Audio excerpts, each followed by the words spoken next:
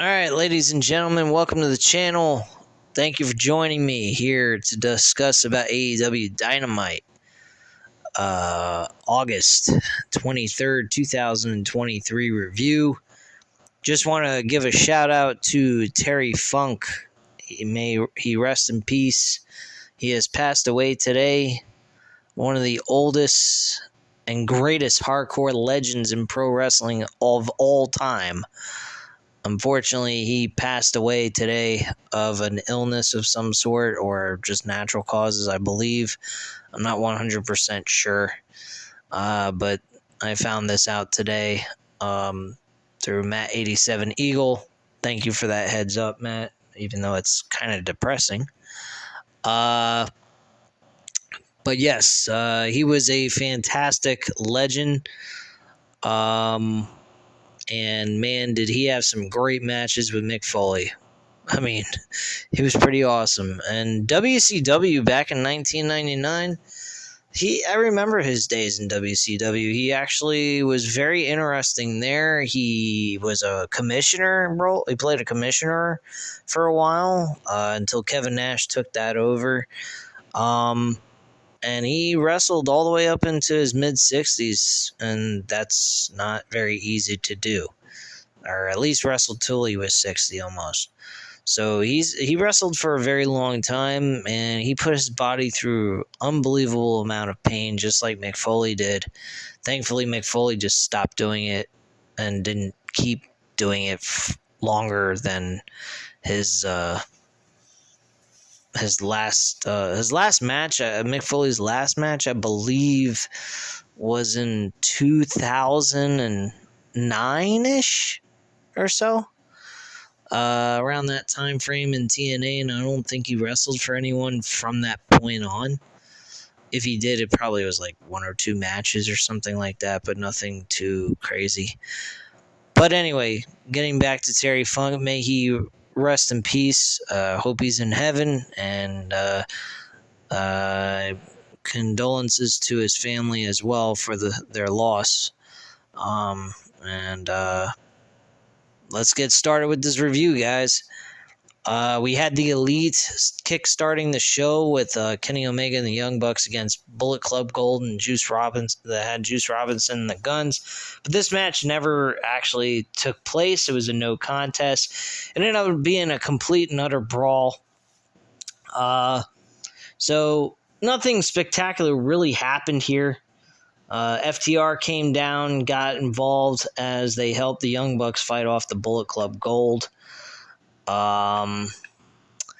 Omega is left alone with Takeshita, and he goes for the one-wing angel, and Takeshita escapes, and Omega stands tall in the middle of the ring.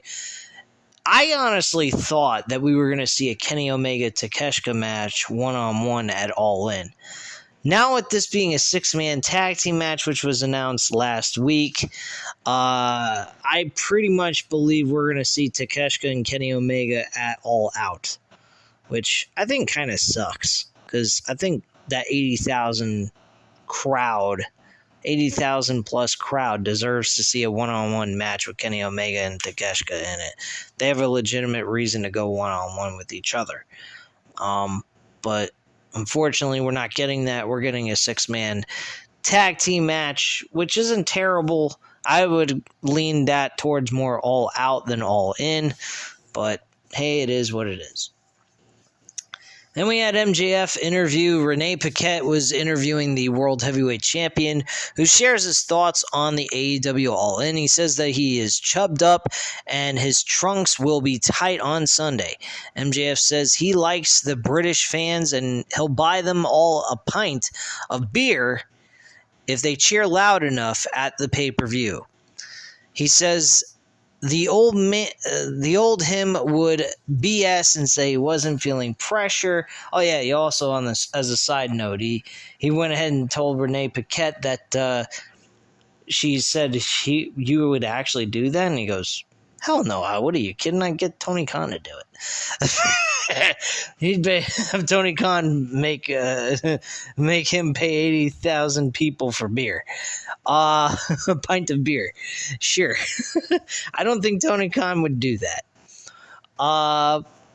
I mean, granted, he is taking a lot of money from people, so I mean, I think he could probably afford it. Anyway, so he tells Renee Paquette though, the old him would BS her and say he wasn't feeling the pressure, but he's facing a lot of pressure on Sunday. MJF says AEW All In will be the biggest show in wrestling history, and it wouldn't have happened without those who came before him, and gave big name drops, such as like Hulk Hogan, John Cena of all names being mentioned on fucking AEW show. Wow. Hulk Hogan also mentioned. That's another name drop that nobody fucking would ever imagine being name dropped. He mentioned Stone Cold Steve Austin, The Rock, trying to think, Triple H. I mean, he named off a shitload of fucking WWE superstars. And yes, Ric Flair, who's a WCW superstar. And says that he could become a giant himself on Sunday if he retains his world championship in the biggest stage of them all. He's saying this, I actually think I heard. Oh yeah, Chris Jericho. He had a segment with Will Ospreay in a contract signing, which blew me away. What he said about something that was a WWE reference as well. Which I'll get into. MJF asked about the cracks in his friendship with Adam Cole. He says he has never had a genuine friend like Cole before, and that's not a work. He's not working anybody. He's being very serious, and he says it makes it clear that Cole has helped him grow, and they're actually brothers, and brothers fight and argue, but at the end of the day, they hug it out at the end of the day. MJF says he has been vulnerable for the first time. Expressing himself and being open with people is not a very easy thing for him to do. But he asks the fans to go on the ride with him, as he promises that they will be rewarded for trusting him at the end of the day with this whole situation. So, okay. Jon Moxley versus Rey Fenix was next. Now, I'm a little confused. Was this pre-taped? Because it says it was live. They were saying Rey Fenix was injured. He ain't actually appearing at the pay-per-view. I don't know if maybe they just had this match to write him off television. I think that's probably the route they were going with, is to write him off television. I think this was live. But to me, it was a little odd that they said to be announced on the side of Eddie Kingston's team, and one half of the Lucha Brothers is not showing up to the event, and then we see Rey Fenix in a wrestling match, which makes absolutely no fucking sense either. So, yeah. MJF wins the match. They injure him. They take him out. He gets rushed to a hospital after Jon Moxley beats him, and then BCC beats the crap out of him, injures him, hits him with fucking clubs. Ortiz and Santana return. They're apparently going to be partners with Jon Moxley and the BCC. So I think it's now 5-on-5 instead of 6-on-6, I believe. So we got Santana and Ortiz going ahead and teaming back together. So glad they're back. I missed those guys. I actually almost forgot about them. But anyway, they are teaming with the BCC in this match, the Stadium Stampede, which it might be fun, but it's not really all that big of a deal to me personally. So we get medical officials come out and check on Phoenix, and he's taken out on a stretcher, and then gets put in a hospital or in an ambulance. They have a hard enough time putting him inside the fucking ambulance. They look like they were going to drop him off the stretcher onto the fucking concrete floor, for God's sakes. We're having a hard time trying to get him in to rush to a hospital. Good thing he wasn't actually had a bullet wound, because if he did, he would have been really fucked. He would have bled out and died before he could get to an ambulance. Jeez, man. What terrible fucking people that work for the hospital, apparently. Wherever the hell they were at. I don't even know where the hell they were at. Anyway, Renee Paquette tries to get a word with Eddie Kingston, who blamed Jon Moxley and says he'll fix it at AEW All In, which he was very pissed off at Renee Paquette. Renee being, of course, in real life, the wife of Jon Moxley. And he doesn't like the way Jon Moxley has been behaving and acting as of late. He thinks he's an absolute fucking schmuck. And Renee being associated with him by marriage, he was pretty pissed off at her as well. So, and before this ever took place, beforehand, there was issues between Jon Moxley and Eddie Kingston, and Renee Paquette was telling Eddie to fix the situation between him and Jon Moxley.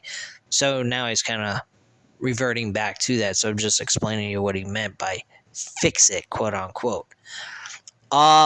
Sammy Guevara is asked about saving Chris Jericho last week, and Matt Menard, Angelo Parker, and Daniel Garcia confront him. Guevara says Jericho has been his friend from the start, so he has to be there for him. Parker questions whether Jericho would do the same for him. Another weird thing, Sammy Guevara kind of contradicted himself. He said that Jericho is blinded by his old friendships. Well, I think Matt Menard it was Angelo Parker. Angelo Parker pointed out to him, dude, you are always standing up for him.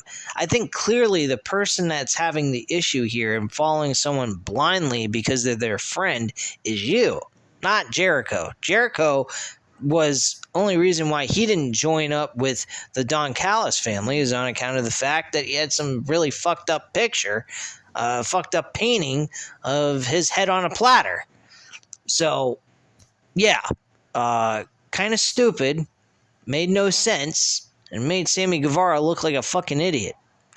But he's also living up to his word. He said if Jericho ever grows a brain and starts actually thinking and realizing that everything Don Callis was telling him was a crock of shit and realize who his real friends are, he'd have his back again. So he lived up to his word at least. So it makes a little bit of sense, but what he said about him following his friend blindly, not realizing that he was following someone who isn't really his friend anymore, is kind of a contradiction because he's doing pretty much the same fucking thing. Anyway, Jericho and Will Ospreay have a contract signing. Sammy Guevara is there with Jericho, by the way, and Will Ospreay has Don Callis, and I think Takeshita is there as well at this contract signing. Chris Jericho alongside Sammy Guevara, Will Ospreay alongside Don Callis. Oh yeah, it was just Don Callis alongside Will Ospreay. They come to the ring to sign the contract for their match at All In. This match is going to be great, guys. I don't give a fuck about the build. I don't give a shit what anybody says. This segment alone made this so much better than what we had going into this from last week. They just amped it really high for my interest, at least. Especially the history that they have from New Japan Wrestling carrying over into AEW. New Japan Wrestling contract, by the way, is coming up for Will Ospreay. So Will Ospreay kind of looked at the camera and kind of gave the signal to New Japan Wrestling, you better give me some fucking cash or my ass is out and I'll go somewhere else where I can find some money to feed my family. Which is something he brought up in this whole fucking contract signing. So let me get into the details here of what was talked about. Callis explains his actions and said he wanted to be the one responsible for taking Chris Jericho out. He says he chose Will Ospreay over Chris Jericho. Ospreay takes the microphone. He also did it for power and money. So he wanted to help a young superstar make a name out of himself while at the same time making himself fucking rich and powerful. That's basically the whole concept here. Very solid save there in all of this nonsensical bullshit that they were doing. At the same time separating the JAS because they were going nowhere at this point. So unless they wanted to turn him babyface, which would have been fine with me, I wouldn't have had an issue with it. But at the same time, the faction was going stale. The one faction that I liked that Chris Jericho built that stayed to me consistent and still was entertaining to watch, even though it was dragged out for a few years, was the Inner Circle. I did enjoy that faction very much. So Will Ospreay takes the microphone and questions if Jericho is taking the match seriously. Ospreay says the match will change his life. He emphasizes the importance of AEW All In. He acknowledges that his contract with New Japan Wrestling is up in 6 months and he stands to make millions. He also brings up that he has to feed his wife, himself, and his 4-year-old adopted son, or stepson, I should say, because he actually... the wife actually has a child from another parent. So he takes care of someone else's kid. Congratulations, by the way. I would have the fucking biological father pay for the shit. That's what I'd do. Or kick his ass. One of the two. Anyway, Ospreay says he's better than Punk and Jericho. He listed off a couple other guys. Trying to remember here. I think he mentioned Ricky Starks, possibly. Oh, sorry, I'm just a little tired. And I've had a very busy week. That's another reason why you guys haven't gotten at least 4 videos out of my ass. But I've been very busy with moving arrangements. So, yeah, it's been kind of a fucked up week for me. So that's why I haven't produced a lot here on the channel. So please forgive me for that. But yeah, he mentions Punk, Chris Jericho. I think he mentioned some other people that were very interesting names, by the way. I guess pretty much acknowledging that there's a chance he's going to be all elite at some point after his contract's up with New Japan Wrestling, which would be really nice. I like Will Ospreay. I think he's an excellent wrestler, and he's done some amazing stuff. He also points out that he went ahead and he beat Kenny Omega and Okada in the last 2 months, and Jericho will be his 3rd victim, and that would make history for him in 2 months, beating 3 of the biggest names in pro wrestling today. So I think that's a huge foreshadowing of what's to come at this match against Jericho and Will Ospreay. I think Will Ospreay is going to walk away the winner of this match. Not because Will Ospreay is a champion in New Japan Wrestling, but because of the fact that these are names he dropped in this promo that he's beaten, which is obviously by record he has.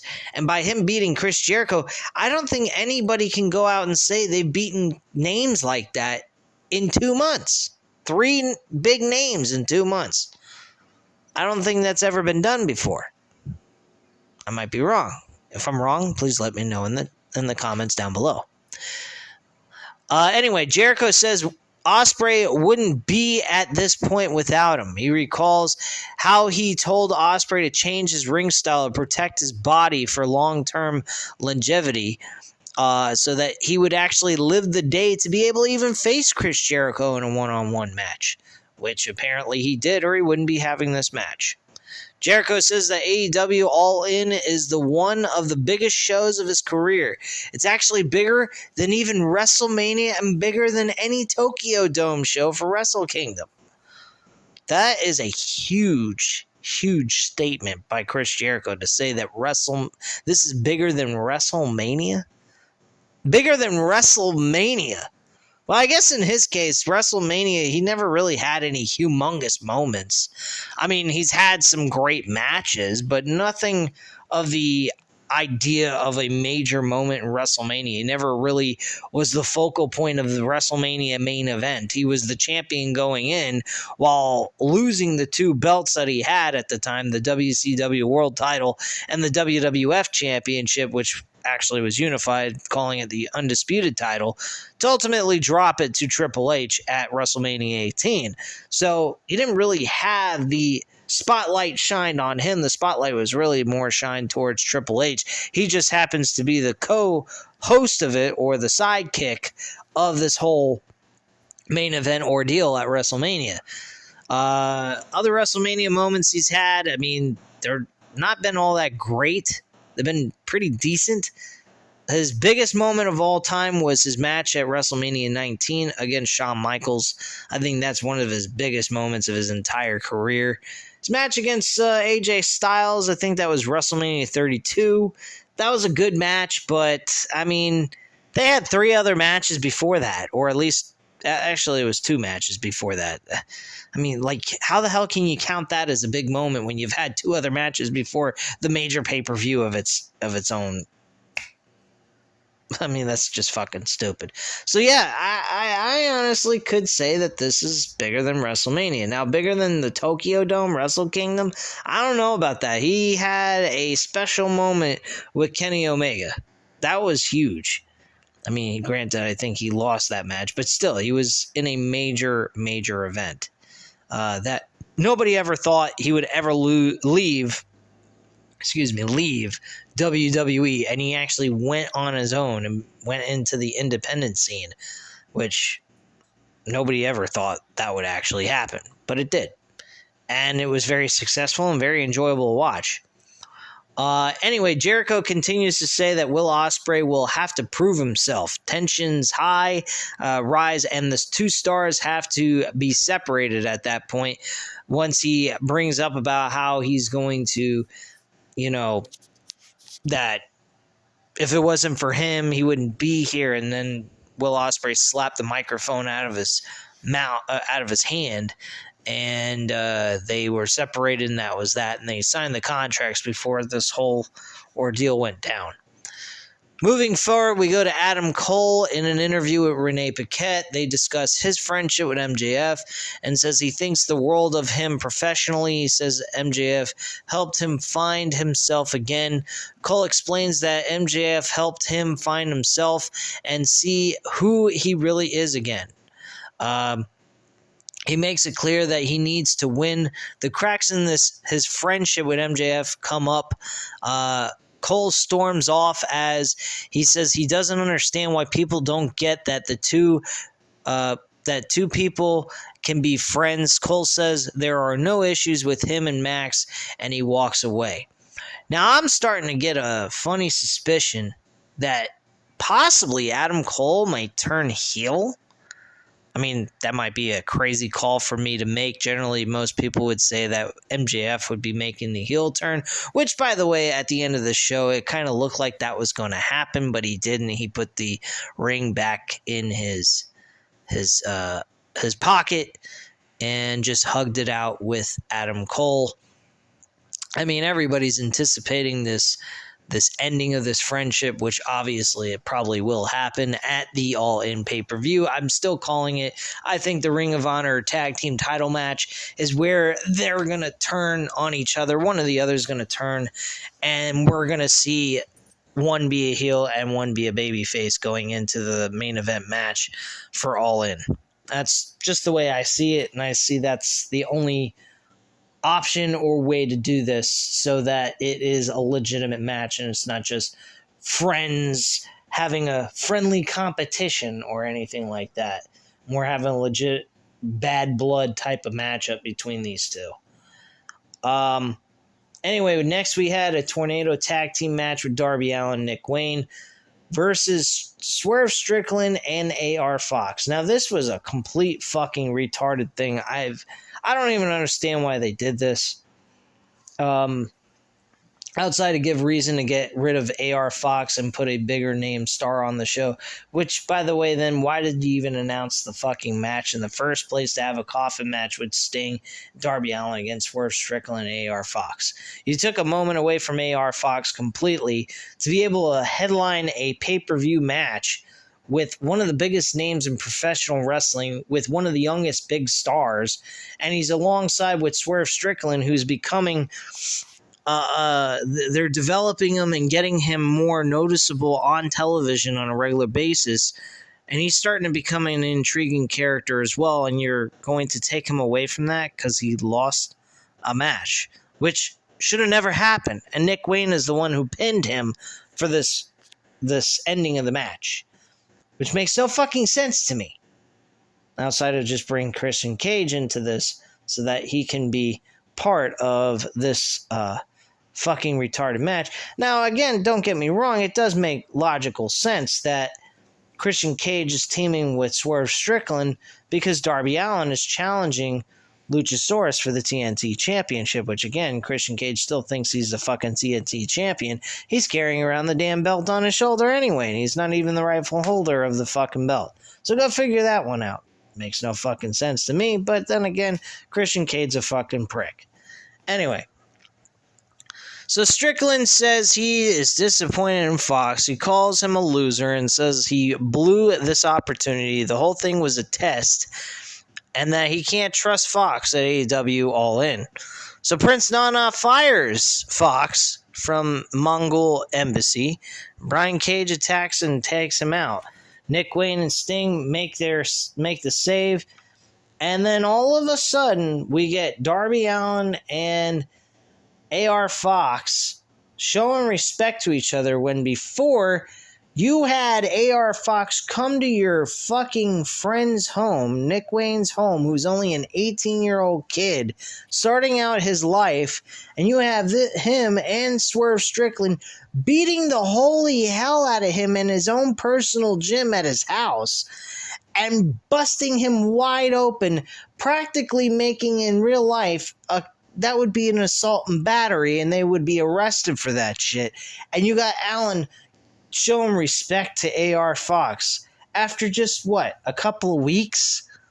That makes no fucking sense to me either.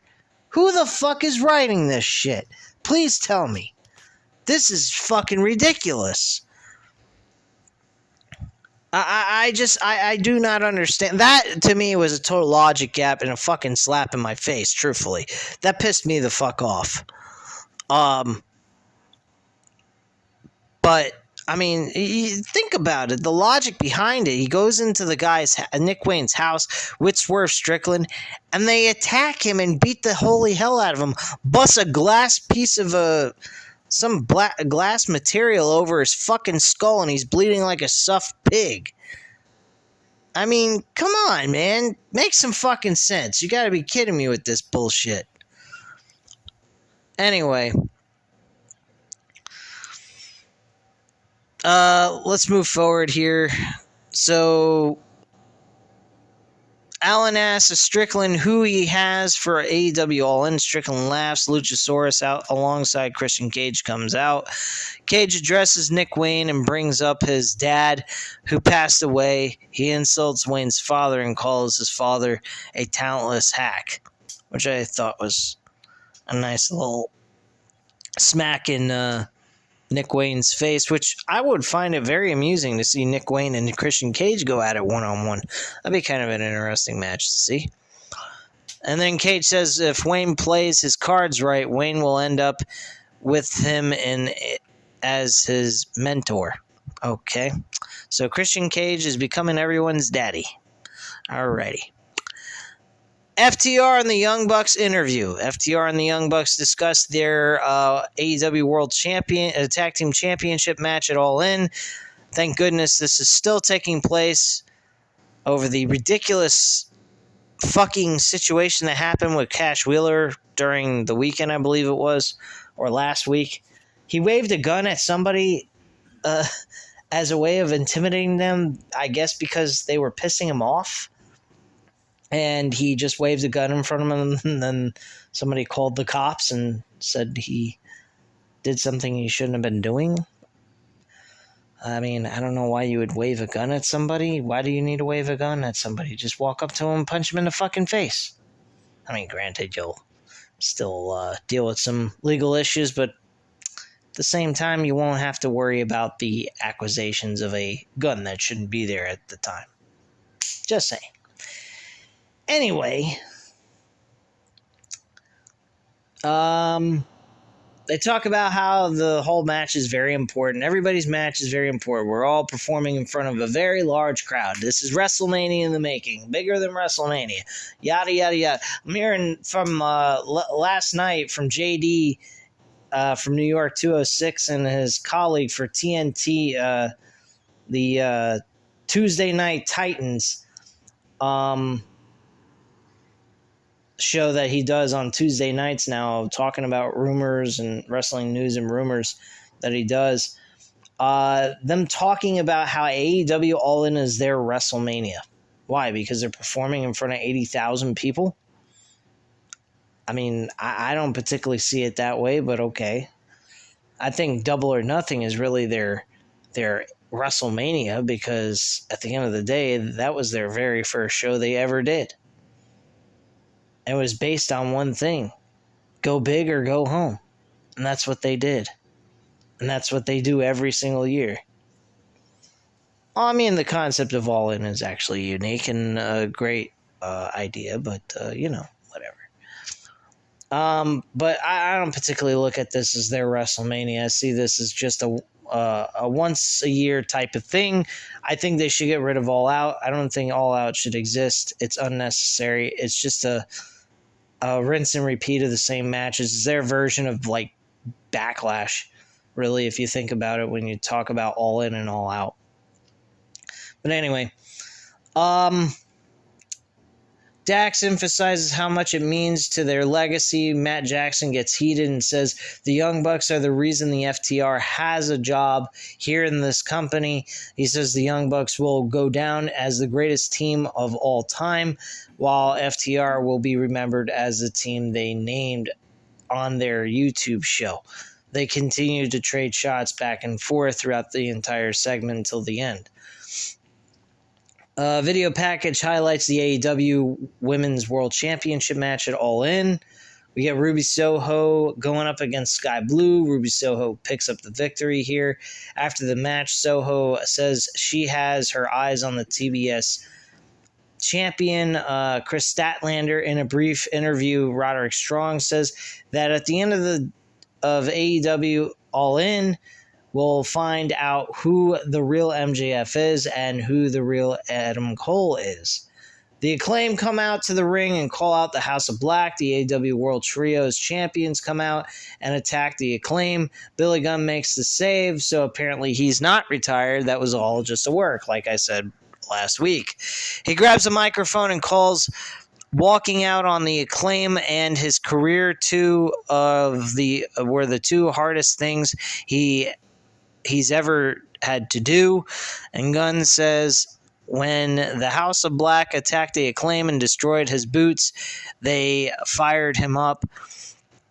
Gunn issued the challenge for the Trios Tag Team titles once again at All In. He says Daddy Ass won't be coming to London, but Badass Billy Gunn will. That should be interesting. What are we going to do? Get the rest of the gang, like Road Dogg, Jesse James? We're going to get the New Age Outlaws. Instead of New Age, they'll call them the Old Age Outlaws. Just kidding, guys. Just goofing. Anyway, the main event was the Ring of Honor World Tag Team titles with Aussie Open versus the Hardy Boys. Obviously, we know who won that match. Could you imagine the Hardy Boys winning the tag team titles? Fucking Aussie Open out of being in front of a large crowd like that, and having the Hardy Boys be able to have a match in front of 80,000 people against MJF and fucking MJF and Adam Cole. That would be WWE's way of doing things. Thank goodness that did not happen here. Aussie Open won. They talked a lot of shit on the mic after the match was over. Said they're going to whip the shit out of MJF and Adam Cole. Adam Cole and MJF came down to the ring. They fought. Aussie Open, they were at a disadvantage. Aussie Open had the advantage over them. And then eventually they got control back and basically ended up fighting them off. But Adam Cole almost kicked MJF in the face while MJF was holding one of their opponents, and their opponent slipped out of his grasp, and Adam Cole almost kicked him, but MJF caught his leg before he could get kicked in the face, and he would look pretty pissed off and angry, like as if he thought he was purposely, intentionally trying to kick him in the mouth, which I don't know why you would think that when clearly the guy escaped out of your grasp. So that made absolutely no sense, but okay. But anyway, my overall viewpoint on this show, it wasn't terrible, it wasn't great, but it was a very solid go-home show. They did a very decent job, especially for the World Championship. You get 3 different segments about the World Championship match. You get the ending segment as well. You have Santana and Ortiz, big fucking return there. You haven't seen them in over a year. They discussed about how you haven't seen them since last year's Blood and Guts match. So that is very, very huge in my book, but I mean, they're involved in a fucked up storyline that was just thrown together at the last minute just for the sake of giving 80,000 people a reason to clamor over.